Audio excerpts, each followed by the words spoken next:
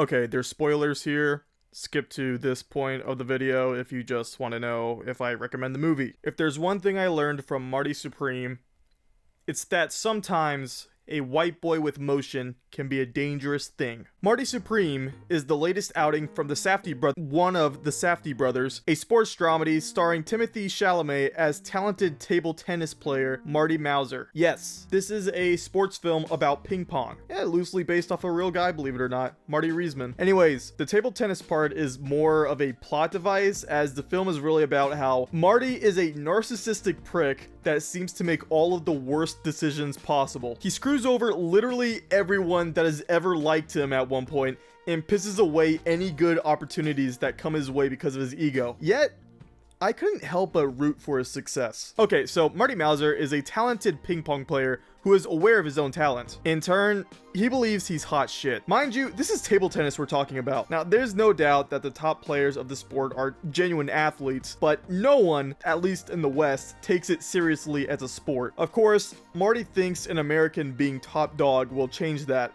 and he obviously believes he's the American to be top dog. He does get to the finals of the English Open, but gets dominated by Koto Endo, a Japanese player who becomes the hero of his country with his victory. Due to the immense enthusiasm of the sport in Japan, the governing body decides to hold the world championship in the country. So most of the movie revolves around Marty trying to scrounge up enough money to make it to Japan and to pay off his fine to the table tennis governing body, since again, he thinks he's hot shit. He got himself a hotel room at the fancy ass Ritz in London during the English Open on the body's dime. In this journey, so much bad shit happens to Marty. A lot of it kind of self-inflicted, not gonna lie. So his uncle threatens to have him arrested if he tries to continue to follow his dream of being the face of table tennis, instead of working at the shoe store that he basically robbed to get to the English tournament. Oh yeah, I should have mentioned that earlier, but yeah, he took $700 from his uncle's shoe store because he believed it was owed to him. Let's see, he also ruffles the feathers of this asshole tycoon played by Kevin O'Leary of all people. So, you know, basically Kevin O'Leary, but he has hair now. And he ends up having to suffer great humiliation at his hands in order to make his dream possible. Now, he does end up cucking Kevin O'Leary by sleeping with his wife, who is played by Gwyneth Paltrow.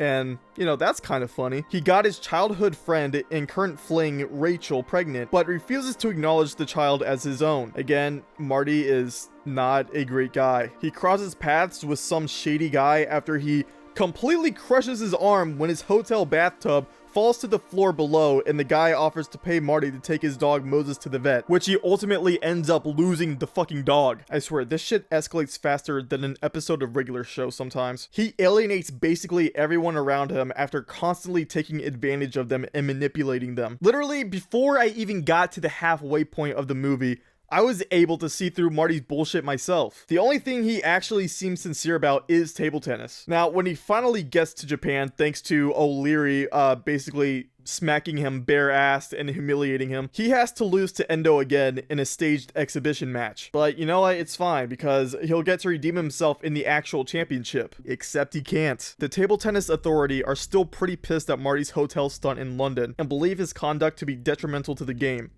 So he's barred from this year's tournament regardless. After losing to Endo like planned, he decides that he's not going to go out like that, and he challenges Endo to a real match to prove that he can beat him and that he is the best. Marty just barely beats Endo, and after losing basically everything, he still gets to keep his pride. After that excursion, he quickly returns stateside to visit Rachel, who gave birth to their child, and was shot, by the way, because of the deep shit that both her and Marty got themselves into because of the fucking dog fiasco. Also, Marty just dropped off Rachel at the hospital to get taken care of while he went and fucked off to Japan.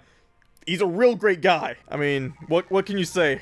Priorities. When he sees his child, he begins to weep. Now, a lot of people think this is too good of an ending for Marty, given all of the shitty things that he's done throughout the film. I disagree. I don't think he's crying tears of joy here. I think he's crying because he's mourning the loss of his dream. Earlier in the film, he told Rachel he can't be a father and can't settle down because he has to follow through on this specific thing that he believes is meant to happen. I think the ending is supposed to show that Marty believes himself to have failed. Marty Supreme is a great film. Timothée Chalamet definitely looks to be a serious contender for Best Actor this year. Odessa Azion might be a contender for Best Supporting Actress as well. Tyler, the Creator, was also here and he knocked it out of the park. The Trae Young looks like my dad's dick guy was also solid. I never saw my dad's dick. He still looks like shit. Gwyneth Paltrow, I mean, she was alright. She did what she needed to do, and, you know, I can't say she did poorly. I don't want to give Kevin O'Leary too much credit because he is portraying basically himself. I liked Marty Supreme. If you haven't seen it, I hope you only skipped to this part so you didn't get spoiled. Because, good God, this shitty YouTube channel would be a bad way to get a movie spoiled for you. Also, I recommend that you see it for yourself. Maybe you'll like it. Maybe you'll find Marty too unlikable to like the film as a whole. Maybe you think it's overrated. Who knows? But I do recommend giving it a watch. Thanks for watching. I will see you when I see you.